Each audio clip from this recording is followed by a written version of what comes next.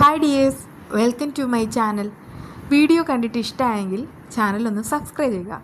അതായത് നമ്മുടെ വീട് എപ്പോഴും വൃത്തിയായിരിക്കാനായിട്ട് ഞാൻ ചില കാര്യങ്ങൾ പറയാം. ഇന്നത്തെ ദിവസമാണെങ്കിലേ ഭയങ്കരമായിട്ട് മഴയായിരുന്നു. രാവിലെ എഴുന്നേറ്റ സമയത്ത് തന്നെ ഭയങ്കരമായിട്ട് പുറത്ത് മഴ പെയ്യുന്നുണ്ടായിരുന്നേ.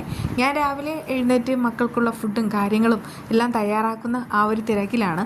അപ്പോൾ നമുക്ക് വീട് വൃത്തിയാകണമെന്നുണ്ടെങ്കിൽ നമ്മുടെ ഫ്രണ്ടിലേക്കാണെങ്കിൽ ഒരുപാട് ചെരുപ്പുകൾ ഇങ്ങനെ കുന്നുകൂടി കിടക്കുന്നുണ്ടാവും. എന്നാൽ അങ്ങനെ വെച്ചാലാണ് ഏറ്റവും കൂടുതൽ വൃത്തികേട് ഉണ്ടാവുന്നത്. അതുകൊണ്ട് തന്നെ ഈ ഒരു വീട്ടിൽ അച്ഛനും അമ്മയും 2 മക്കളും ഉണ്ടെങ്കിൽ അവർക്ക് ഓരോരുത്തർക്കും ഓരോ ജോഡി ചെരുപ്പ് മാത്രം അവിടെ ഇടുക. ബാക്കിയുള്ളതെല്ലാം കബോർഡിലോ മറ്റെവിടേക്കെങ്കിലോ സൂക്ഷിച്ചു വയ്ക്കാം. അതായത് പെട്ടെന്ന് ഒരാൾ കാണുന്ന സമയത്ത് മൊത്തത്തിലുള്ള ചെരുപ്പുകൾ മുഴുവനും ഇങ്ങനെ കുന്നുകൂടി കിടക്കുന്നത് ഒഴിവാക്കാം. അതാണ് ആദ്യത്തെ വൃത്തി. രണ്ടാമത്തത് കയറി വരുന്ന ഇടം.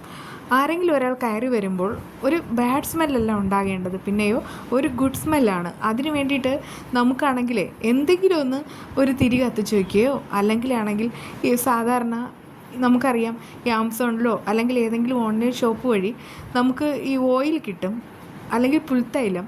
അതൊന്ന് മേടിച്ചിട്ട് വയ്ക്കുക. ആ സമയത്ത് ഒരാൾ കയറി വരുന്ന സമയത്ത് തന്നെ ആ വീട്ടിലൊരു മണം, അത് ഒരു ഗുഡ് സ്മെൽ അനുഭവപ്പെടുക എന്ന് പറയുന്നത് ഒരു വലിയൊരു പോസിറ്റിവിറ്റി നിറയുന്നതായിട്ടുള്ള കാര്യങ്ങൾ തന്നെയാണ്.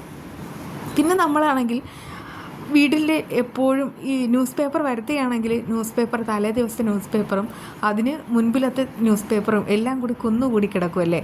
എന്നാലേ ആ ഒരു ശീലം ഒഴിവാക്കുക.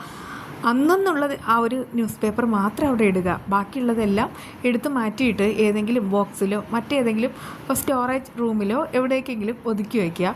അതും നല്ലൊരു ശീലമാണ് കേട്ടോ. അതുമാത്രമല്ല, നമ്മളിപ്പോൾ വീട്ടിലാണ് നമ്മൾ എല്ലാ ദിവസവും ഉപയോഗിക്കുന്ന സാധനങ്ങൾ ഉപയോഗം കഴിഞ്ഞതിന് ശേഷം അതാതിൻ്റെ സ്ഥലത്ത് തന്നെ കൊണ്ടുപോയി വയ്ക്കുക.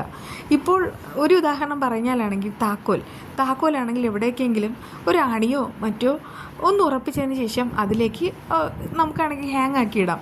അല്ലാതെ അവിടെയായിട്ട് മേശപ്പുറത്തും പിന്നെ തറയിലൊക്കെ കൊണ്ടുപോയിട്ടാൽ അതാണെങ്കിൽ വലിയൊരു വൃത്തികേട് തന്നെയാണ്.